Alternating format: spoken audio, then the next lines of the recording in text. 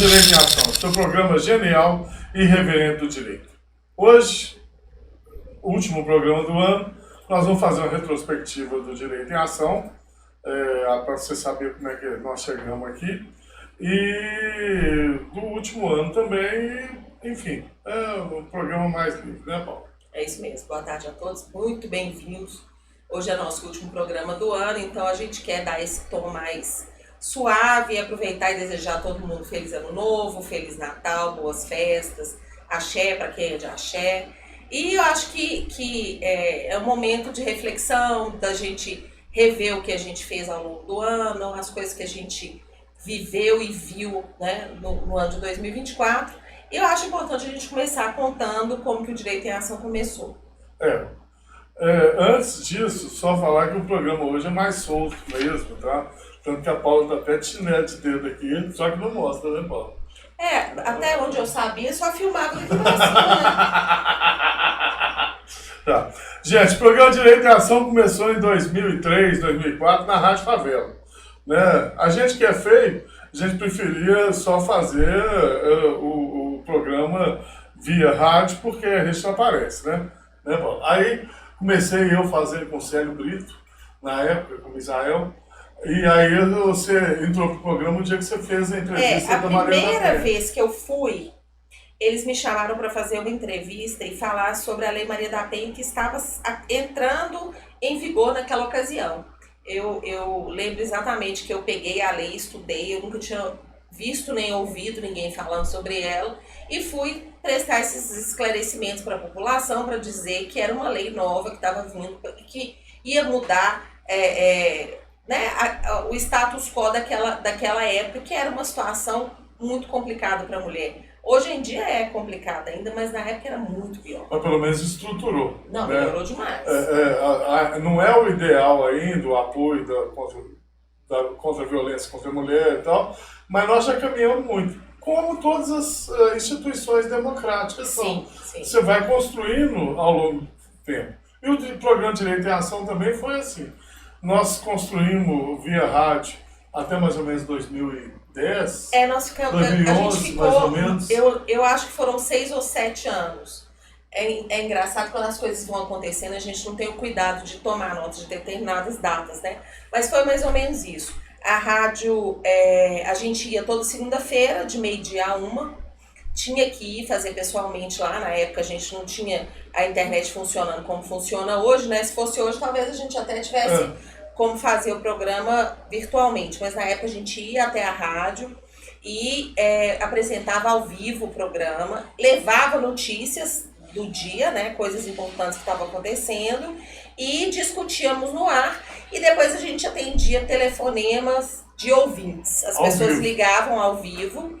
A gente punha a pessoa no ar e a pessoa fazia perguntas ou questionava alguma coisa, contava uma história, pedia orientações, e nós demos milhares de orientações ao longo desses anos. Foi uma fase muito boa. Foi uma Eu fase agradeço o Misael, incrível. Célio Brito, o Marcelo, lá da rádio também, irmão do Misael.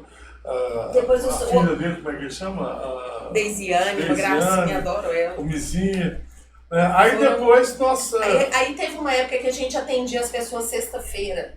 Quando a gente tinha essas demandas ao vivo no programa, a gente nos colocava à disposição para quem precisasse de orientação jurídica, poderia nos procurar nas sextas-feiras, e a gente fazia um atendimento gratuito de orientação. Isso. Isso também durou muitos anos, a gente ajudou muita gente, foi muito gratificante, muito legal. Aí depois montamos o site. Montamos o site.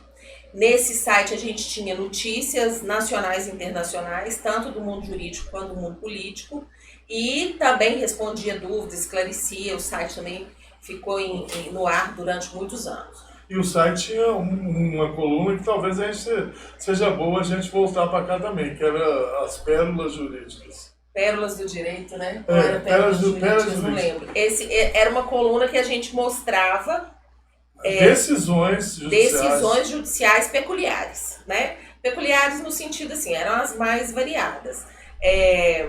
Um juiz fazia as sentenças dele com rimas, o outro, enfim. Os casos também eram bem peculiares, né? Eu lembro do direito do trabalho, que o empregador tinha a mania de sair, era uma peixaria, só tinha funcionário homem.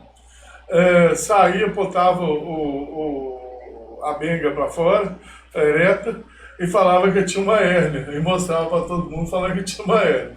Tomou uma condenação de danos morais na época por R$ 15.000, e aí o juiz ainda colocou que aquilo ali era para que ele tratasse a hérnia e parasse de encher o saco dos funcionários. Hoje em dia é muito interessante a gente fazer esse quadro de novo, porque na época a gente não tinha internet igual tem hoje, não. Né, as coisas eram menos acessíveis. Os juízes estão muito comedidos também, né, Paula? Mas porque o Conselho Nacional de Justiça tem fiscalizado muito. Exato. Apesar de que hoje saiu uma pérola jurídica no caso daquele assassinato do tesoureiro do PT lá no Paraná, que o desembargador falou que o cara merecia ir para casa porque num viés político que o cara se sentia irritado com aquele tipo de gente que não vale nada. Colocou isso. Saiu hoje no Instagram essa notícia. Então, existem pérolas ainda. Talvez nem todas tão engraçadas, como o caso do médico do interior aqui, que entrou na justiça pedindo danos morais para a ex-mulher, porque ela o traiu com o jardineiro, um funcionário da casa. E o desembargador colocou na decisão dele que mulher bem alimentada em casa não vai comer sanduíche de mortadela no boteco da esquina, né? E era uma forma da justiça também cortar determinados abusos, porque o cara médico, tudo bem, perdeu a mulher dele para um cara que não tem o status social dele, mas é bom que fica de lição que nem tudo na vida é isso, não. E a mulher, às vezes o cara tratava a mulher muito melhor que o médico, né? Nada contra os médicos, nada contra os cornos, nada contra isso, não. Mas, mulher fica consciente quando ela quiser. A gente sabe o esforço que é para manter um casamento feliz, né, meu amor? É verdade. Então... Enfim, mas quando a gente chamava de pérola, é por causa das peculiaridades mesmo. Não necessariamente eram engraçadas. Tinham muitas pérolas que eram muito legais, assim, comoventes, situações, né, que levavam a gente a refletir. Enfim, era muito bacana. É uma ideia boa a gente voltar com ela ano que vem. Aí depois, na época da pandemia, a gente voltou pro estúdio lá. A gente foi pro canal Noticioso. Isso. Do Rodrigo. Isso, o Direito de Ação lá. Foi muito bom também. Fizemos... O Rodrigo também é um cara muito bacana, muito profissional demais, muito né? Bacana. Tinha um estúdio muito bem montado. Depois a pandemia veio, aí a pandemia, como fez com tudo, né? Deu uma atrapalhada na vida. E aí a gente retomou o Direito em Ação agora em 2024 com o Estúdio Plano. Isso, encontramos o Davi. A gente achou o Davi, trouxe o Davi para o projeto, ele abraçou o projeto com muito carinho, eu sou muito grato por isso, viu, Davi? E aí nós estamos aqui, né, concluindo os primeiros 6 meses. Os primeiros 6 meses. A primeira notícia que eu lembro... antes de vir aqui, a gente gravou aqui no seu escritório nós tentamos um tempo aqui, mas não mas era muito bacana. Amador, não estava dando certo. Ficou legal. Aí depois que nós encontramos o Davi. Aqui, o primeiro programa que eu lembro foi o da liberação da maconha. Foi. Né? Que o dia que o STF arregou.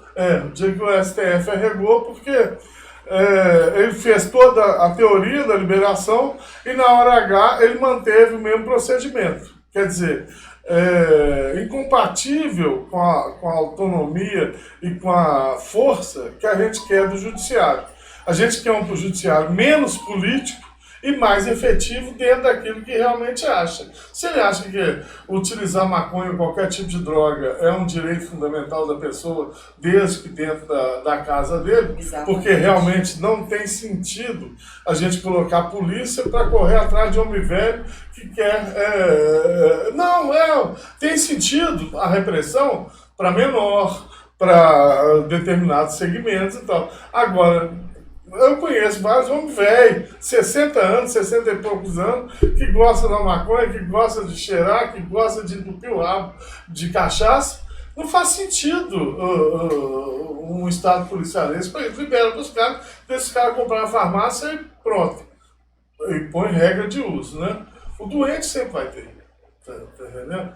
Mas, voltando ao assunto... Mas aí tá, enfim, o que é importante a gente dizer nesse momento é que a gente está aqui para chamar a atenção para as coisas que a gente julga pertinentes, para as situações que a gente julga importantes. Nós não estamos aqui para criticar nem jogar pedra em ninguém. Às vezes parece que a gente está nos posicionando, mas a intenção não é essa.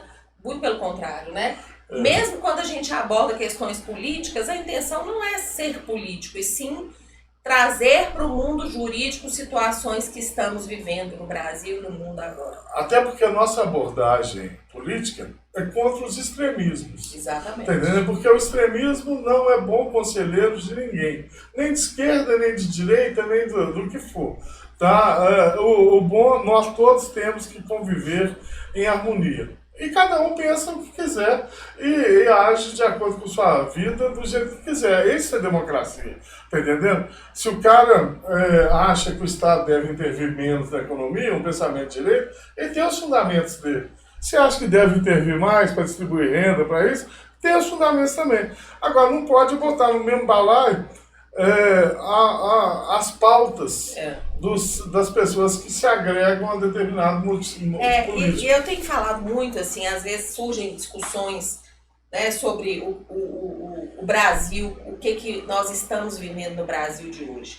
E o que a gente pretende, não é, a luta não a gente não se posiciona dentro da luta. A luta é pela democracia, a luta é pelas instituições, pela valorização das instituições, para que cada um atue dentro da sua limitação, para que o judiciário seja o judiciário, o executivo seja o executivo, e o legislativo seja o legislativo, e um interfira no outro dentro das limitações constitucionais. Dentro do equilíbrio de poder, que a própria Constituição fala. Então, quando a gente briga e fala que fulano tá errado, que ciclano tá errado, não é porque a gente quer mudar o mundo ou porque a gente é dono da verdade, não. É porque a gente entende, juridicamente falando, dentro do que a gente estuda, que estão sendo...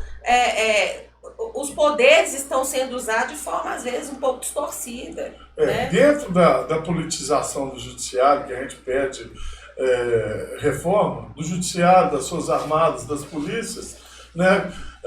A gente pede reforma não no sentido de destruir as instituições, mas de aprimorar. É igual eu falava com o pessoal, alguns amigos meus são policiais, que me criticavam quando eu falava em direitos humanos. Aí eles falavam assim, isso é direito dos manos e tal, papapá. Eu falei, não, velho, o que eu quero é que você, policial, não seja arrastado eticamente para o nível daquilo que você combate. Porque se você não preserva um nível mínimo ético de você que está ao serviço do Estado, você vai virar bandido, no sentido ético, tá? Não é no sentido... não estou chamando o policial de bandido, nem nada não, mas a gente vê diversos abusos. Né? O cara que julgou o outro da ponte. Meu pensamento tá pensando nisso. O policial que matou o filho da dona lá em São Paulo, na frente da mulher. Olha, posso interromper? Pode. Nós fomos fazer uma audiência esses dias, eu e Flávio, na condição de prerrogativas da ANACRIM. A gente foi só para garantir que as prerrogativas dos advogados presentes fossem garantidas. Até porque um dos advogados está sendo processado porque juntou a documentação fornecida pelo cliente dele e o cliente dele falsificou a documentação e está sendo processado como se ele fosse partícipe do crime. Como se ele fosse o criminoso. E aí, além de nós dois, tinham mais 6 advogados na sala de audiências, juntamente com o juiz, a escrevente, né, as pessoas que ficam ali mesmo. E aí um delegado foi ouvido como testemunha e durante o depoimento desse delegado ele soltou a seguinte pérola: advogado de bandido, para mim é bandido. E nós todos ficamos inertes. E isso está me incomodando até hoje. Não, em relação à fala dele, nós não fizemos nada contra ele. E o pior de tudo, acredite, ele falou assim, eu estou me aposentando como delegado no ano que vem, eu quero ser advogado. Eu quero ser advogado e todo mundo ficou calado. Eu fiquei com ódio de mim mesma, porque eu tinha que ter levantado e tomado uma providência. E não fiz por quê? Porque a gente não quer prejudicar o nosso colega que está sendo julgado. E nós estávamos lá só como prerrogativo. Exato. Também. Mas quando a gente vê Um delegado de polícia, que é um cara garantidor da lei e da ordem, que está ali já quase se aposentando, ou seja, é um cara mais maduro, mais experiente, né? Você não pode falar que é um menino bobo falando bobagem. Não, falar na frente de vários advogados que ele quer ser advogado e que advogado de bandido é bandido, para mim é uma distorção absurda. Né? Mas ele falou isso porque estava sendo apertado, porque nós perguntamos para ele o seguinte: o que o senhor está aqui para testemunhar que o senhor não colocou no seu relatório de delegado? Se o senhor não colocou, o senhor está prevaricando. Mas não interessa, é feio do mesmo jeito. Ele estava acuado? Tava. Era muito advogado para interrogá-lo? Era. Mas precisa ofender? Não precisa. Não, ainda fala que quer ser advogado ano que vem. Pois infelizmente, a OAB aceita tudo. Né? Qualquer ex-funcionário público aí faz o exame da ordem e tem acesso garantido. A gente, infelizmente, São Paulo até chegou a fazer uma lista negra de pessoas não gratas na advocacia. E eu acho que aqui em Minas Gerais também devia fazer isso e não aceitar. Não, e tem também a lista dos violadores de prerrogativas. Isso. As pessoas que violam prerrogativas diuturnamente. A gente tem muita gente dentro do sistema que não respeita prerrogativa de advogado. A gente tem muito desembargador que não recebe advogado. Sendo que na Lei 8.906, que é o Estatuto da Advocacia, está escrito que o advogado tem acesso a qualquer órgão ou instituição, seja para o que for.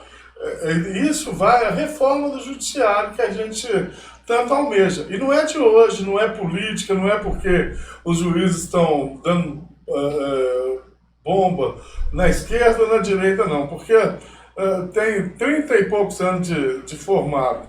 Desde que eu me entendo por conhecedor e atuante na área do direito, há abuso e os juízes tentam submeter a vontade dos advogados à vontade deles, subordinar a atuação do advogado àquilo que eles acham que seria bom.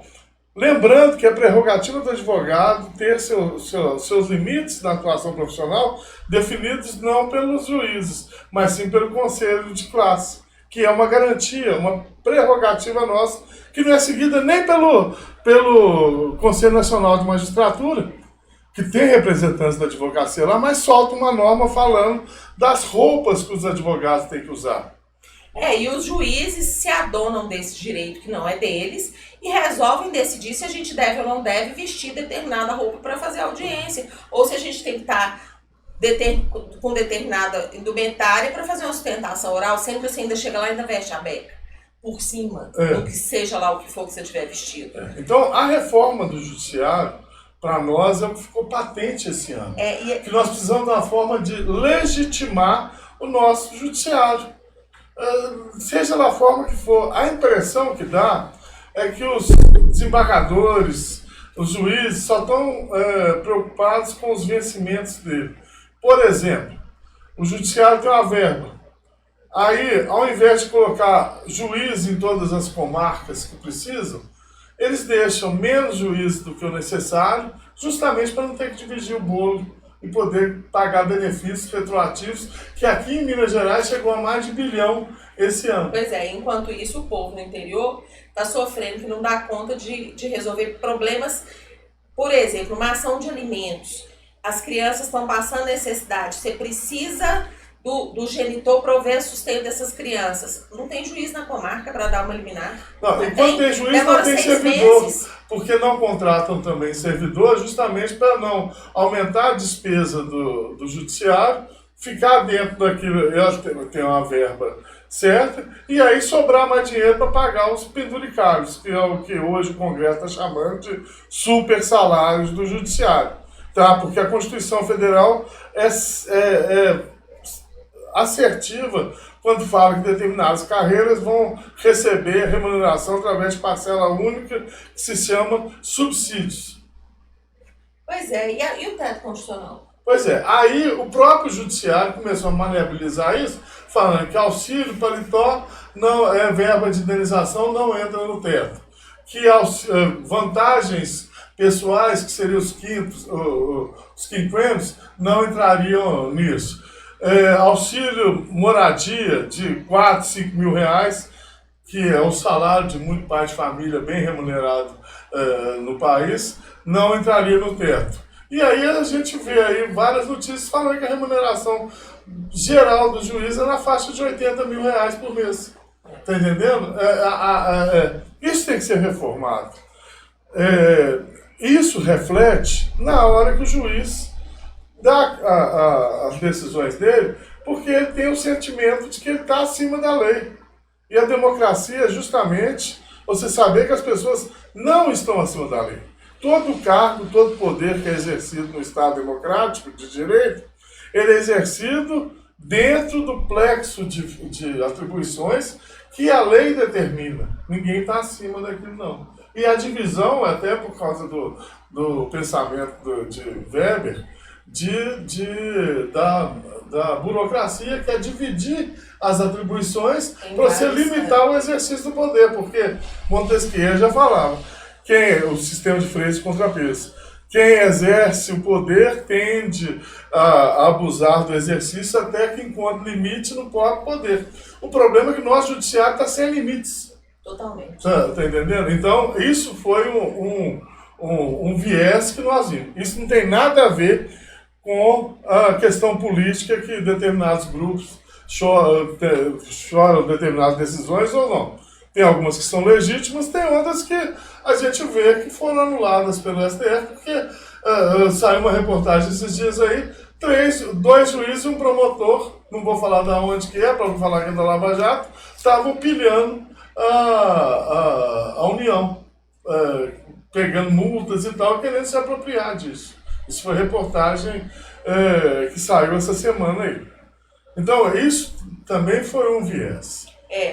2024 foi um ano complicado, porque a gente, muito por causa do reflexo do 8 de janeiro, né, que começaram a movimentar essas coisas ao longo do ano e, né, tomando as proporções aí que está todo mundo acompanhando, mas também por outras coisas que eu acho que refletem gravemente no nosso sistema jurídico. Né? E a gente tem que estar atento para essas coisas para que a gente não permita que essas coisas aconteçam. Uma coisa que a gente discutiu muito ao longo do ano aqui no programa foi a questão do Tribunal do Júri.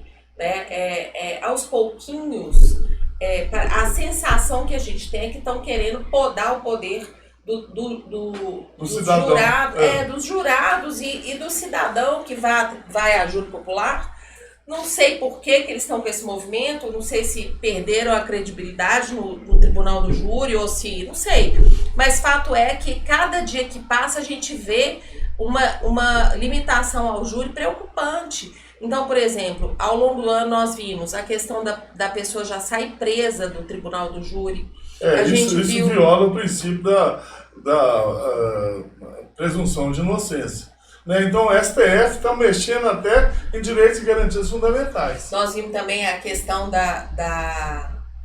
de proibir que o advogado use determinadas teses de defesa no Tribunal do Júri. Né? Que você chega para o advogado e fala, olha, a defesa é ampla, mas não pode falar disso. Como é que é ampla se você não pode falar o que você quer? Aí eu lembro do Lúcio falando que ninguém lá no STF entende direito criminal. Pois é, e a gente vai ficando preocupado porque o que acontece? Não é só proibir o uso de tese, é você impedir que uma pessoa seja defendida com a verdade. Porque se a verdade está numa dessas teses que o advogado não pode usar, o advogado vai ter que inventar outra. E aí você tira essa conotação de verdade, de legitimidade do Tribunal do Júri, e ele vai sendo desvirtuado. E a impressão que eu tenho é essa, que eles querem acabar com isso. E aí você tá lesando, não é nós não, você tá lesando é o cara lá no final que matou no desespero, porque, sei lá, aconteceu alguma coisa na vida dele ruim, que vai ter um julgamento que não vai ser justo. Porque mais justo do que 7 jurados do povo não existe. Só se forem 15 jurados do povo ou 30. Por isso que você tem a amplitude de defesa no Tribunal do Júri. Que tá a diferença sempre, de ampla... Não, não é amplitude. Amplitude de defesa é no crime comum. Esqueci agora. Mas eu sei que você querendo falar é uma palavra mesmo específica, mas o que quer dizer é assim, que no Tribunal do Júri a gente pode usar qualquer tese. É diferente. A plenitude da defesa. Aí, o judiciário, a gente já mais ou menos falou, agora o legislativo também, hoje saiu uma medida do Flávio Dino, falando que suspendendo as emendas parlamentares. O Legislativo também tem extrapolado e muito. Essas emendas, o dinheiro público é um dinheiro que... Ele suspendeu emendas quaisquer ou não, determinadas que não emendas? seguiram o rito Tá. que daria a publicidade que ele já tinha determinado que deveria. Porque quando você gasta dinheiro dos outros, a primeira coisa que você tem que ter é a prestação de contas. Então o que acontece? Não existe no Estado Democrático de Direito, igual nós, está lá no artigo 37, o princípio da publicidade, que é você gastar dinheiro sem dar prestação de contas. Vou falar, começou com cartão corporativo, essa aberração. Tá, o que é? Você pode até ter, mas cartão corporativo que dá 1 milhão, 2 milhões por mês, isso não existe, gente. Isso é uma aberração. E aí tem cartão corporativo no Executivo, Legislativo e Judiciário. É uma aberração. Isso tem que ser reformado. Isso é accountability. Não quer dizer que o cara é de esquerda ou de direita que ele não vai concordar com isso, não. Controle é fundamental ao exercício do poder com dinheiro alheio. Se você não quer ter controle do que você está gastando, gasta seu dinheiro. O que eu gasto para a Paula gasta com ela, comigo, com tal, isso não é dar conta de ninguém. Por quê? Porque o dinheiro é meu, eu trabalhei para ele, a Paula trabalhou para ele e tal, então a gente tem que dar satisfação. Agora, quando você gasta dinheiro dos outros, a gente tem que dar satisfação. E é isso que está muito errado. Tá entendendo? As pessoas exercem o poder e acham que ela não tem que dar satisfação do exercício do poder. Todos têm, até porque o poder não pertence a ninguém no Estado Democrático de Direito. O poder é do povo. Já dizia a Constituição. Já dizia a Constituição, que o exerce diretamente ou através de seus representantes nos termos da Constituição. Tá entendendo? Então, poder é do povo, dinheiro é do povo e a prestação de contas de todo o dinheiro que é utilizado cabe ao povo também. Qualquer um tem que poder ir lá e fiscalizar. Isso faz parte. A gente não tem que ficar na mão só nos órgãos de controle, não. Né? A gente tem esse direito também. E o Executivo? O que você achou? Bom, o Executivo, para mim, ele já está muito limitado, tem muito tempo. Tá entendendo? Mas comete abusos também. Tá entendendo? Por quê? Porque determinadas políticas que são votadas pelo Congresso, elas não podem ser modificadas pelo Executivo contra a corrente política que foi eleita para o Congresso. E a gente não tem que ficar com mimimi. O cara votou nisso porque é de direita, de esquerda, não. Não, o cara votou naquilo ali porque ele é um deputado. E aí, faço uma crítica, é o seguinte, na Constituição fala que os deputados, senadores, são invioláveis por suas opiniões, principalmente as que são exaradas no púlpito do plenário. Né? No entanto, a gente vê aí determinados deputados de direito, por menos que eu concorde com o que ele falou, porque ofenderam determinado delegado ou determinado ministro e tal, sendo processados por injúria, por calúnia, por difamação. O cara é deputado, gente. Ele está ali eleito, legitimamente, num processo democrático, urnas eletrônicas, tá? Foram eleitos, eles têm o poder de falar o que quiser. No meu entendimento, se o deputado lá fala, tem um posicionamento que não é o senso comum, chega a ser racista, homofóbico ou qualquer outro tipo, ele está no direito dele, foi eleito. Mas aí esse pensamento é o meu. Né? Não é o do Supremo e tal, mas eu acho que está extrapolando. O que me preocupa no Executivo, não é no Executivo, é na lida diária do Executivo com o Legislativo, é que a impressão que eu tenho é que o Legislativo quer minar o Poder Executivo a qualquer preço, independente do Executivo estar bem ou não intencionado. Porque a gente sabe do jogo político, o Brasil, a eleição foi complicada, a diferença de votos foi pequena, então a gente sabe que o Brasil está dividido, né, entre direita e esquerda, tudo bem. Mas o governo é de todos, o governo está governando para todos. Se você tem um legislativo que não apoia o executivo, as coisas não funcionam, e vice-versa, né? Mas aí é uma questão de habilidade política. Nós estamos vendo que hoje nós temos um presidente que tem a habilidade política para avançar até determinado ponto. Não avança o tanto que ele quer. Agora, nós tivemos um outro governo também, que por inabilidade política do próprio governante também, ele foi simplesmente execrado pelo Congresso. Não, isso faz parte do jogo democrático. Mas me preocupa, porque eu acho que acaba que quem sofre é o povo. O povo. Isso. Ninguém está nem aí pro povo. Porque ninguém tá nem aí pro povo. Fica eles lá brigando, briga de foice, um querendo sacanear o outro, não vou apoiar isso. Não. Nossa, o projeto é tão legal, mas eu não vou apoiar porque foi fulano que fez. E aí o povo que se dá. E aí nós estamos nessa guerra. Eu não tô nem aí pra guerra deles eterna, não. Eu tô preocupada com a população, o povo lá ribeirinho, o povo lá que tá... Hoje de manhã só tragédia no jornal, só enchente, só casa caindo, só gente...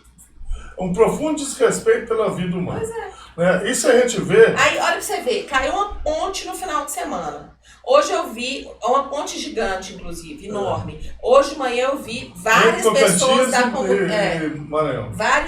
da comunidade falando que já tinham alertado o prefeito e sei lá mais quente que a ponte ia cair. A ponte toda rachada. Pô, briga, a ponte caiu. Aí hoje vieram falar que a ponte São Francisco tá cheia de rachadura, que a ponte São Francisco, como é que chama? O viaduto São Francisco aqui em Belo Horizonte vai cair. E aí? Eu não passo lá mais, mas e... O viaduto São Francisco é qual?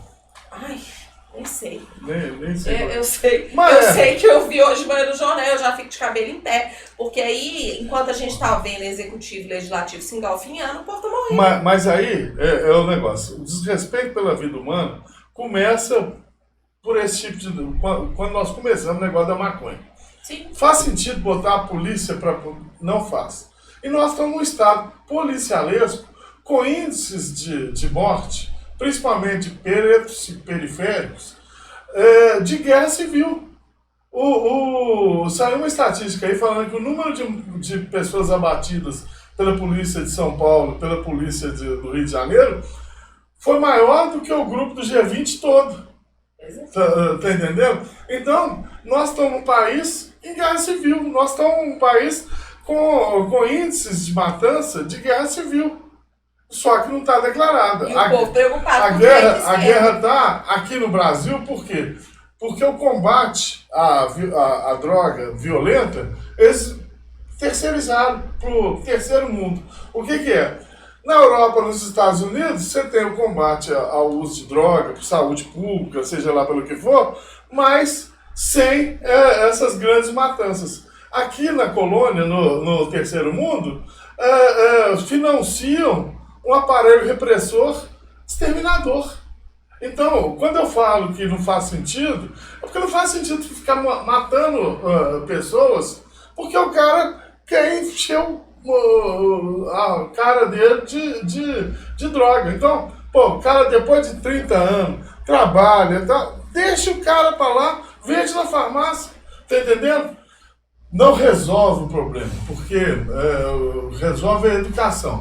Tanto que é o seguinte, as pessoas pararam de fumar depois que teve uma educação maior. Como eu acho que as pessoas não vão buscar a droga se estiverem bem informadas. Ou se vai falar, velho, tem gente que faz o uso recreativo desse trem aí, 20 anos, 30 anos, não tem problema não. Agora tem gente, eu tenho colegas assim, que fizeram uso 1 mês, 2 meses, perderam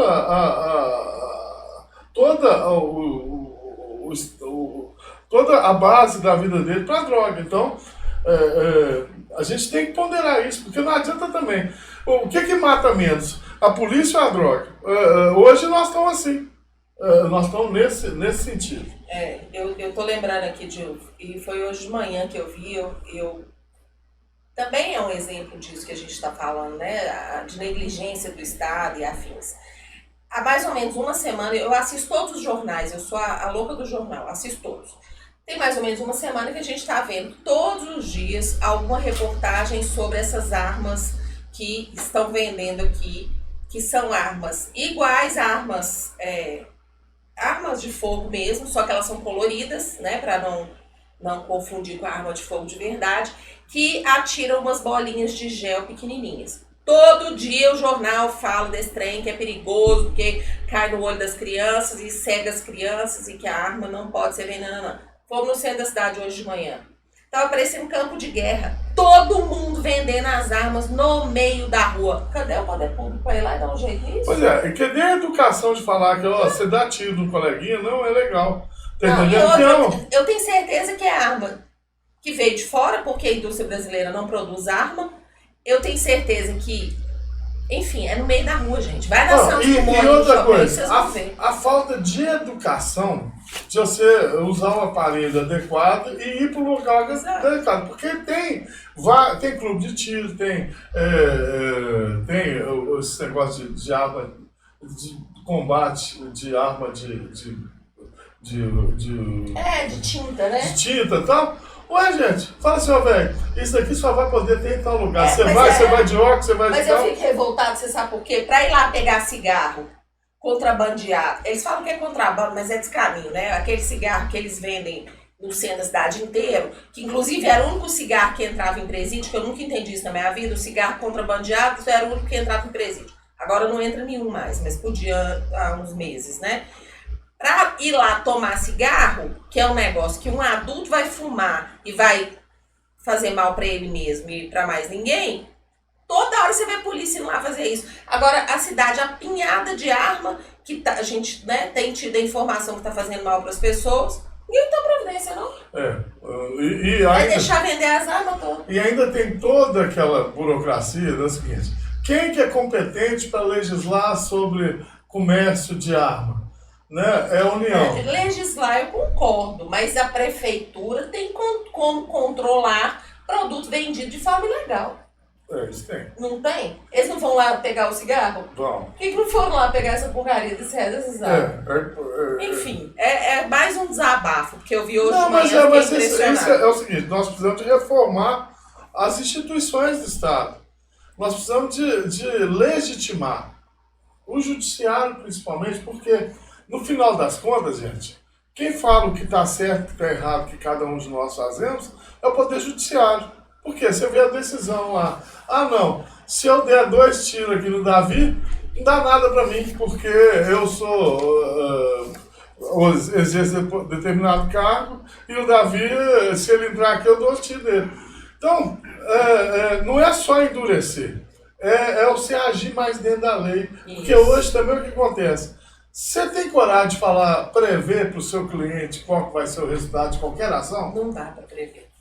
Entendeu? Então isso é insegurança jurídica. Mas não dá para prever. Quando o próprio advogado, que é o operador do direito, fala com o cliente assim, ó, a lei fala isso, as provas são essas, mas eu vou entrar na justiça e eu não sei o que o juiz vai julgar, porque cada juiz tem uma percepção da realidade completamente diferente e ele aplica aquela percepção. Então, se ele aceitar a sua argumentação, você ganha.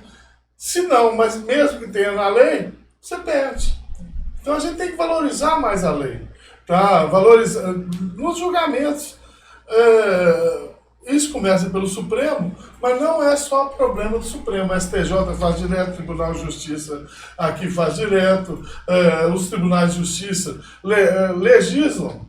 Então, virou uma terra sem lei. Né? É isso. Bom, pessoal, eu acho que... E aí, o que eu queria falar, que é a mensagem final da gente, é mais ou menos isso daí que a gente faz aqui. Agradecer aos parceiros do Direito em Ação, todos aqueles colegas nossos que vieram aqui, se prontificaram a dar uma entrevista, a falar sobre algum assunto que ele entende.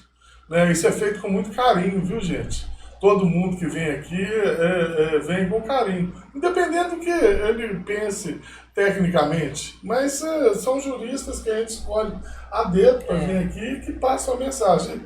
Esse ano que vem nós vamos continuar mais ou menos na mesma linha e tal, mas se alguém quiser fazer alguma sugestão para aprimorar, eu quero que vocês comecem toda vez com um quadro tipo da Pérola Jurídica, para ficar mais divertido e tal, fica à vontade, manda mensagem nos comentários desse programa e tal, que dentro do possível a gente vai atendendo. O programa está em evolução junto com você, tá entendendo? E nós agradecemos, nós estamos com mais de 1.200 inscritos no canal, começando do zero, tá entendendo? Nós estamos com mais de 1.200 e 7, 8 meses de programa, e esperamos que ano que vem a gente consiga ter o mesmo êxito que esse ano, com a sua colaboração. E eu queria dizer o seguinte, que nós estamos aqui para trazer para vocês o que nós tivermos de melhor para trazer. Né? E que se eventualmente a gente não está conseguindo fazer isso, que a gente adora quando vocês participam. Então pode mandar as ideias, as sugestões, enfim. 2025 é um livro aberto, em branco, para a gente escrever junto. Tá bom? Obrigada por tudo, feliz ano novo, feliz Natal, a gente se vê em janeiro. Amo vocês.